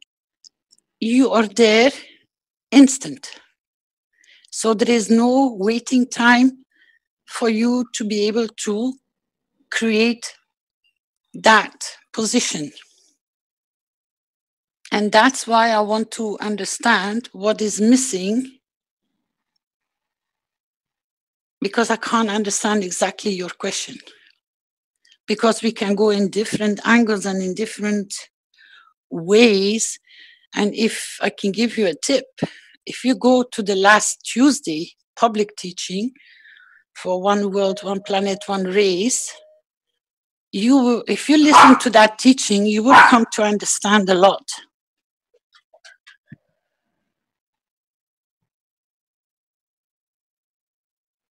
Well, thank you, Caroline. It's true, I don't know what I don't know at this time about much of this, so it may be hard to formulate a question. But it's one thing to be on the beach in my thoughts. It's another thing to actually be there. And perhaps that's what I'm missing. Perhaps that's the blockage.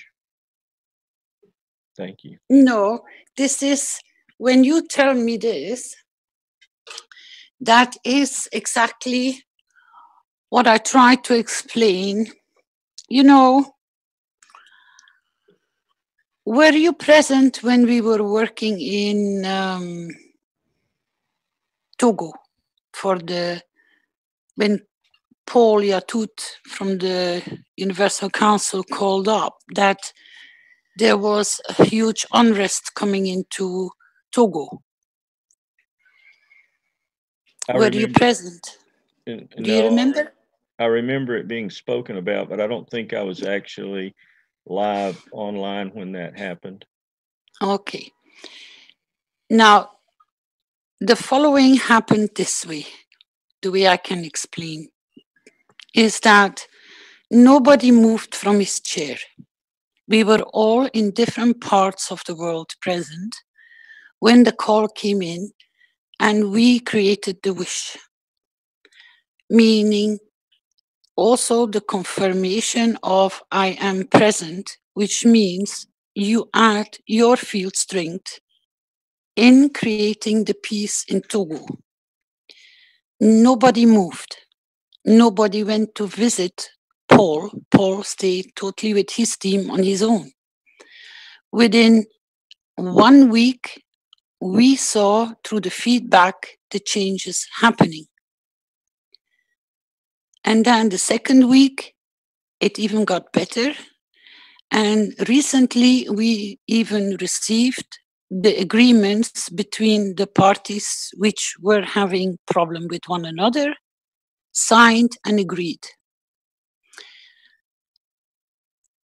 Then they moved to Niger, and that was solved within a few days. What I'm trying to explain to you, that this is working on soul level. You can be at any time, any given moment, present by adding your field strength to where it is the weakest, because they're having problem, they're struggling, there is war, there is food shortage, there is disturbance. When you put your giving from your field strength towards wherever you want, you become a giver. And that's the true working of the soul. And this is what I was trying to confirm with all the knowledge seekers. You have already passed the test by and through working through your soul without moving your physicality. So you always have to work through unconditional, which means you don't request nothing on a feedback or even for what to serve what. You just give and you just send it to the point of destination. And believe me, your field travels. And because there are other people which are in the same field strength of you in that direction of giving, the field becomes very strong. And then it takes time for it to materialize. And then you see it appearing in the physicality. And that's the beauty when you shift from physical moving to go and protest whatever, or to go and visit the people to have conversations with them to calm them down. You are more powerful and it goes much faster and it builds up much faster the strength for what the purpose it's supposed to serve. And you don't have to move by your intent and being present and knowing that you are capable and trust yourself. Was that explanation sufficient enough for you? Yes, it sounds like you just act as a soul, send, give, and believe that it's so. And I understand Mr. Kesh has taught us that all of the physical things he's instructed us are given us knowledge to do, such as the GANs and the magravs. All of that was just a stepping stone to bring us to the point where we act as soul rather than in the physical. So yes, that's very helpful, Caroline. Thank you. And you're more than welcome. And I'm going to ask you another question. Were you present when we start talking and debating and showing and explaining about Domenica?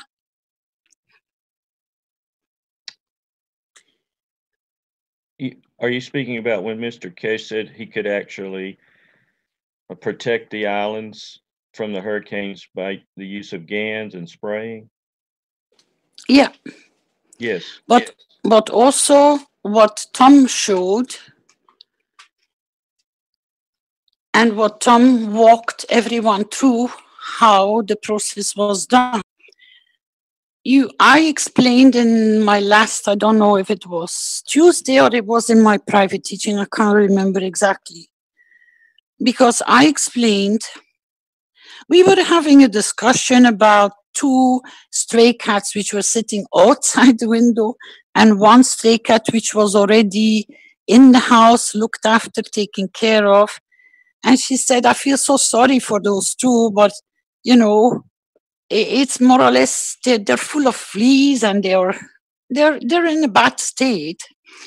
And then we start trying to walk through to give them GANS water and how to give them GANS water and how to feed them to clean them up. And then suddenly out of nowhere, something just, you come to a full halt. I said, excuse me, I said, we have to walk away from the GANSes. I said, because if you are the GANS and your skin is the nano-coated layer, I said, and your soul is present, which is the dynamic force, strength.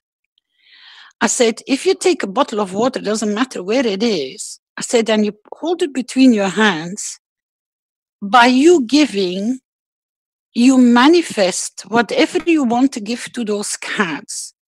Is it love, care, disinfecting them, nourishing them? I said, you imagine anything you want to give through you, putting that field strength through your intent in that water by just holding it between your hands. I said, you are everything. You don't need the GANS water because you are. I said, and then start feeding the cats outside. And then we'll see in 1 or 2 weeks' time what will happen. Because I said, if the cats are receiving sufficient enough for your intent, and for whatever care, and she loves cats. I said, they will go through a change. I said, they will be visible. And this is exactly what Mr. Kesh explained. When you work through the intent and the field strength, and you know you are, and you trust, you can create, you are the creator. And then you let go with no attachments, meaning unconditionally, then it will manifest itself in the matter state, which in this case is Dominica, is Togo, and or those two cats, and so much other. So you work much faster instead of writing the letters by creating the letters of intent in your head and send the instruction or the purpose or the intent, whatever, however you want to formulate it, and you let go. It finds its field strength on its way, so it accumulates, and other things, if you become the magnet of pushing, then you have seen all the rest will reposition itself. It has to. Because at this point, you are the most powerful point of what you are sending, giving. So at any given moment, trust yourself, because we are all equal. We are all perfect souls. We are all beautiful in our own essence, but we are all identical in one way, that we all come from the same source and that we all have the same abilities. So you don't need to feel awkward. You are equal, and we will support and guide you, and you will receive, so that you can become that given unconditional. Thank you, Don't Caroline. struggle. Don't struggle with yourself. You can. Just let go. That was so well said. Has it been your experience that when you give unconditionally through your soul, does the person or the situation that you're giving to have to be accepting of it to be effective? For instance, if I wanted to give to someone to help heal them or process a pain in their body, do they have to be willing and accepting of that offer for it to be effective? You got to always put yourself in a position that you're responsible for what you are and how you conduct yourself. When you create that kind of field strength and you let go, it is there available for the souls or the others or whatever to receive for what they need. They can take from the fields what they need, because if you're sending, you don't know their balance, but because there is sufficient enough, because through your intent, it becomes an availability for the other, and that's enough. Then they position themselves or to accept, or to wait, or not to accept, because that's their free will. And this is where a lot of people make mistakes, the way you ask me the question. Do they have to? Because automatically you are already putting a condition on why you would do it and how you would do it. And Mr. Kesh has tried to explain, just be the giver. Unconditionally, meaning no thoughts, no strings attached, no results, no feedback, no nothing. Just pure in the essence to let go. I try to explain it in a metaphors, and that is, you know, You go online and you can buy something in a shop. Let's say you're going to buy a doll house for a girl. Now, you see it on the website, you see the colors, you see whatever is in that package. You order the package, you pay for it, and then you notice, wow, I would like that color to be different and that doll to be added. So you stop the order, you inform the one who's going to ship it to you, you change the order.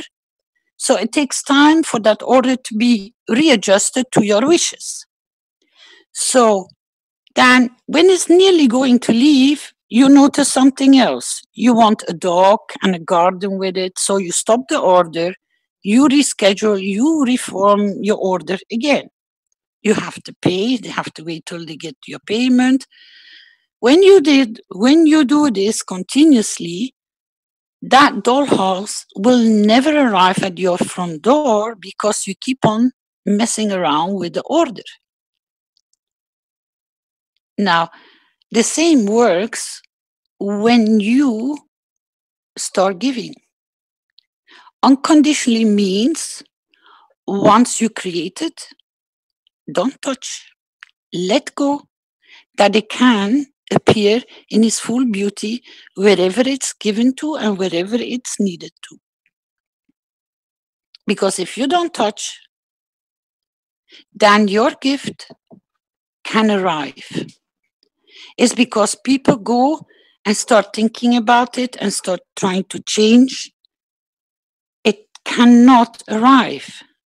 So it stays with you and it can't serve its purpose for what you created it in the first place because you're holding on to it. And it becomes no longer unconditionally. I hope that this was the easiest way I could explain to people. Just create, give, and let go.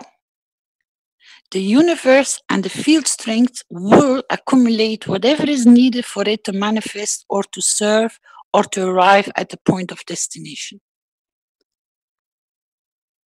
Because you already have done the most important thing to give.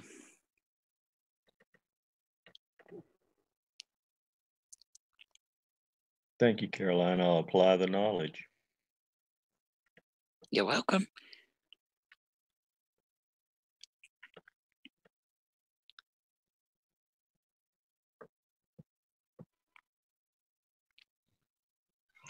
Anybody else out there, Flint? Or are we done for the day? Well, I don't know. Violet had a kind of a long comment there. Did you want to say anything about that, Violet?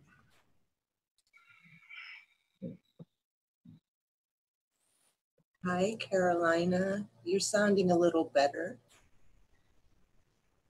Not 100% yet, darling, but because unfortunately I got hit with a cold wind again. It's okay. At least I haven't lost my voice. It's a little bit raspy. Thank you for joining us with Lisa. Lisa is fantastic. I love you. Thank you so much, Lisa, for everything. I have one question that I've been mulling over since all of the hurricanes, and that's about the plasma fields. And when Tom Salas came back and made the wonderful videos and showing how well his mother's property fared through the storm in comparison to the rest of the neighborhood and area.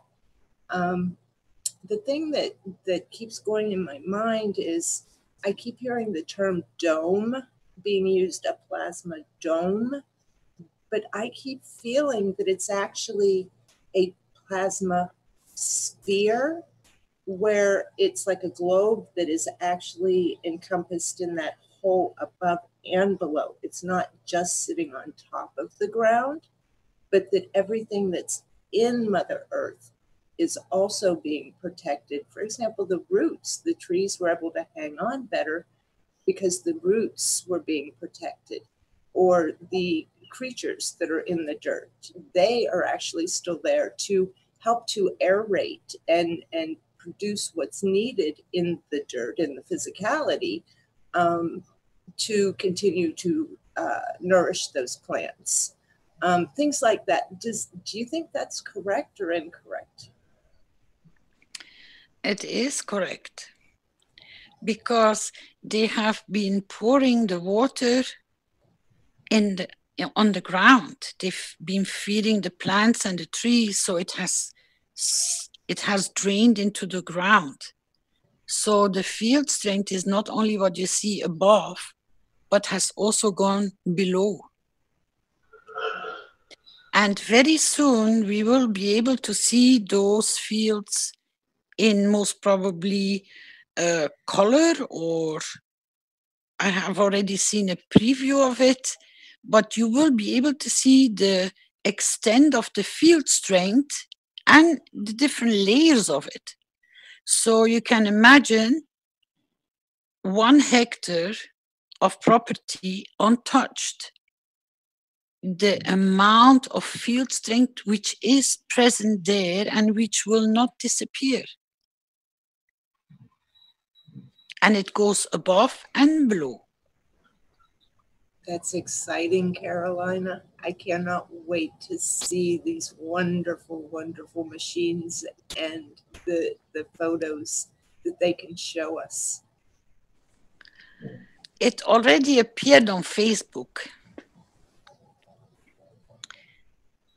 It still is a little bit blurry, but it is in public already. So the field strengths are shown, and it's a very small, short video, but it's beautiful because they're working on it and they're going to make it as perfect as possible. And the most beautiful thing, which will be very surprising for a lot of people, will be we will be able to see our own field strength as well. Not only from the plasmas, but you will be aware of your surroundings, but in not only the physicality, but also in the field strength, what it is, where it is, and how far they reach. It will be beautiful. We are going to a very exciting time. I'm most certainly excited. And not because of the physicality, but because of the interactions of the plasma and where we should be versus where we're coming from, and seeing the differences as we're making this transition. Thank you very much. You're welcome. And we got a question from Bernardus here. Would the consumption of a certain type of GANS water elevate us to see the fields? Can you repeat again, please? Is there a certain type of GANS waters that we can consume to help us better see the fields?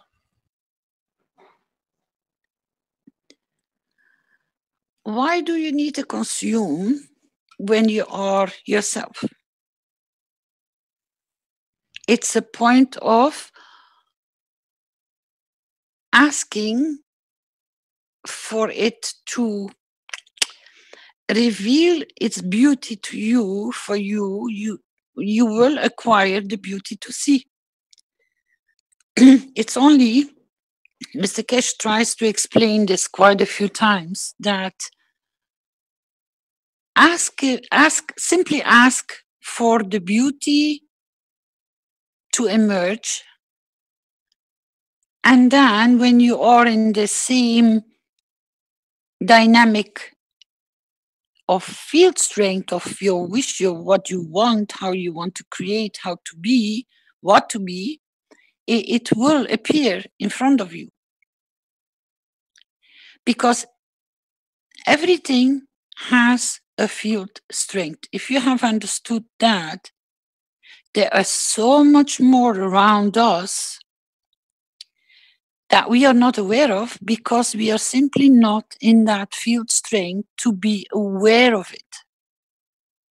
There's so much more beauties around us, but we simply can't see them, can't hear them, can't feel them, can't touch them, because we are not at their field strength to be aware of it. So it is, again, depending on your field strength, what is your desire and your intent for that beauty, for it to reveal itself towards you. It should be very simple to understand. If you know the intent and if you listen to the explanation of Tom, what happened on Dominica with his mama, what was their main intent? And then what was the result? Exactly what they're intended to do, they applied, and this is the result you see.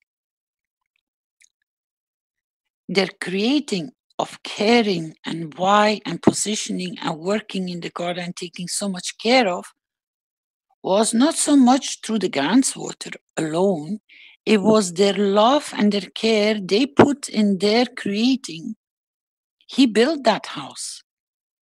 And he even explains how difficult it was because he never did it before. So each stone has gone through his hands, and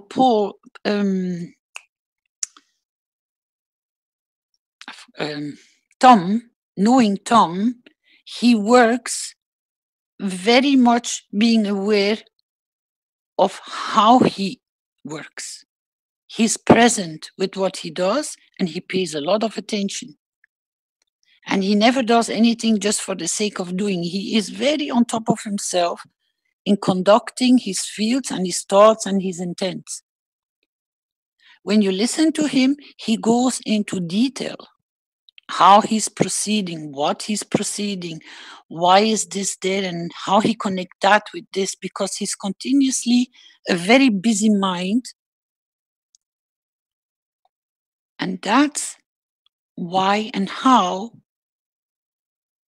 that field is intact the way you see it, because he created that field, not the ganses. It's what goes into you, your intent, how you feed the plants, how you nourish the animals, how you look after the flowers, how he built with so much love and care the house for his mom. It's the totality of his intent, which is presence. And we are working through the teaching of the ganses, because the ganses gives you, again, the balance of the field strengths which you are not having enough of. You take what you receive, you take what you need, or you receive what you need, what you're short of. It's a support until you are balanced for you to understand that you can do all this applying yourself, because you are already. And this is the step we are trying to make the bridges back and forth in understanding, in explaining, trying to give examples. But his mom was working with the same intent. If you would have removed the knowledge of the ganses and just taken their intent, how they took care of this whole property, it would have the same effect. But it is very difficult to go and explain to people that this is possible. You are capable of doing and manifesting this beauty, and you didn't use anything except yourself. But this is the progress which now we are evolving to. As I just explained before to the gentleman, you are already doing it. You are already working through your soul, so easy and so beautiful, and you have such a beautiful results. Now it's only a matter of trusting and believing that you can, that you are. Once that part is overcome, you will never look at the ganses anymore, unless you need to use them to make a bridge to somebody doesn't know anything. And that maybe is the step you need for them to, you know, to bring them to your level, to balance them faster. But in fact, you give them a plain bottle of water, you put your intent and your blessing in that water, and you hand it to the other person, he will already receive everything he needs, what you're there to offer. But in fact, you can give him everything without even having to give him anything, because it's instant. But it's the acceptance that you are that beautiful and that you're capable of doing it. And it's not easy because we keep on falling back in the trap and the paths of the physicality. But if you work enough with it and you become stronger and stronger, and we work more and more together to give to certain destinations, but nobody is holding you back because you have unlimited sources to send to, you will see the change. Because remember, maybe you didn't hear it, I asked Mr. Kesh a question. I said, Mr. Kesh, I said, but there are so many souls worldwide which are in problem. I said, they're all asking, they're crying, they're in stress. Why doesn't this work? Haha, he says, that's very simple. And I looked at him, I said, what do you mean? He says, simply because it was never there to unite,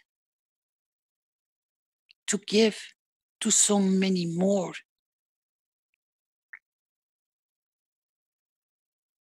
Because usually when you're in distress, you cry, and your blessing is going to be asked for a few or a few more, but never for the totality.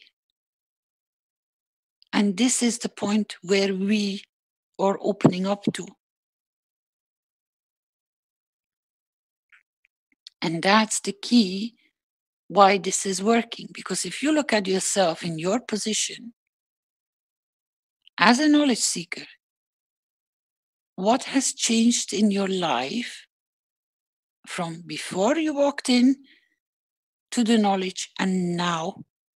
I don't know how long you're there, and how many souls have you already served by just being there, giving information, showing, teaching, you name it, but you have reached other souls.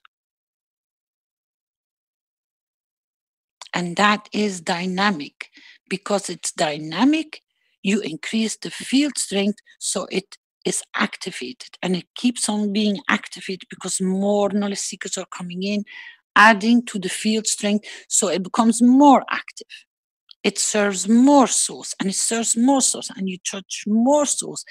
And what are you doing? You are changing their position by elevating them. You bring them up by giving them a gift. And that makes you that beautiful soul, which is uniting. And that's why it is working. You have reached more people by simply your intent to give than actually passing your Gans water on. You've been more powerful by being there with your intent than actually passing the Gans waters.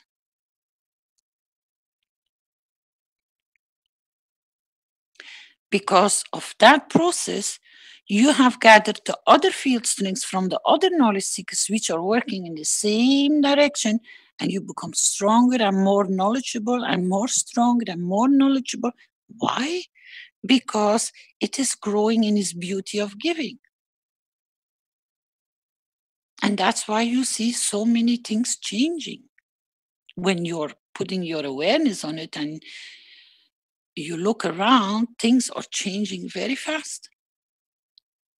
That people even come and ask me, are you aware of this? And are you aware? I said, listen, darling, I said, you were part of this change. You wished for it. Now it is coming on the surface. It shows you were part of this change. I said, be proud of yourself, be happy and trust yourself. You are already the change.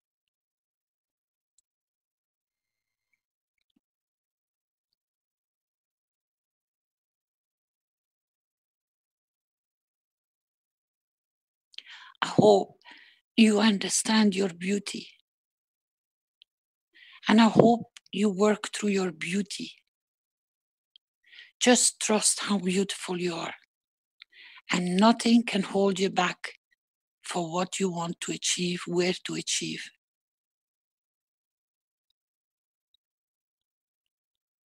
And if you can get this message across, you are the most beautiful knowledge seeker you can ever even imagine.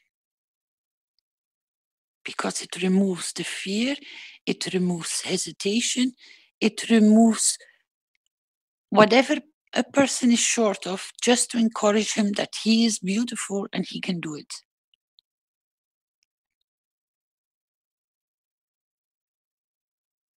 Because I am 100% sure when you switch the news on,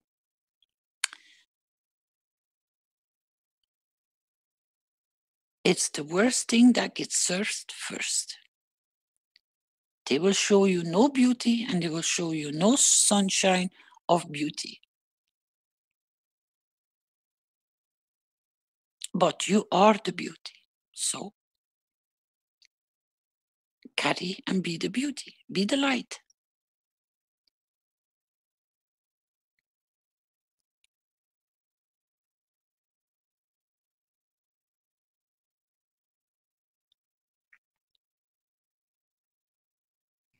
Thanks, Caroline. That was... Yeah. Yes, thank you, Caroline. You're welcome.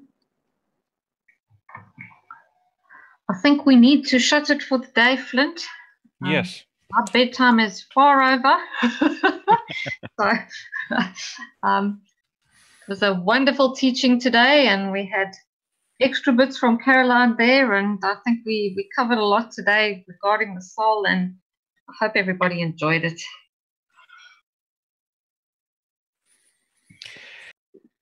What do you mean is past bedtime? No, it's we do an hour and a half, try to do an hour and a half public teaching on a Monday. This is a public workshop and we try to stick to an hour and a half of a specific topic. So unless you'd like to take over, and then I'll need to leave because it's now 11 o'clock my time and I'm a farmer and I get up at 5 a.m. So it's very way past my bedtime. So you get up with the birdies. I have to get up with the birdies. The lettuce doesn't wait to get harvested. No, it's fine.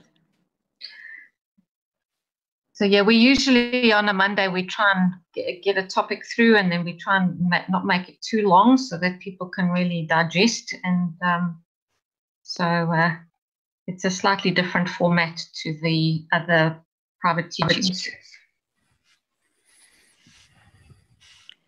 Thank you for having me, and I'm going to let you dive in your bed. And thank you.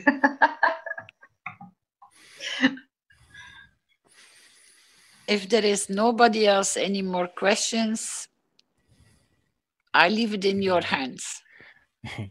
Yeah, we'll end for today. Thanks, Flint.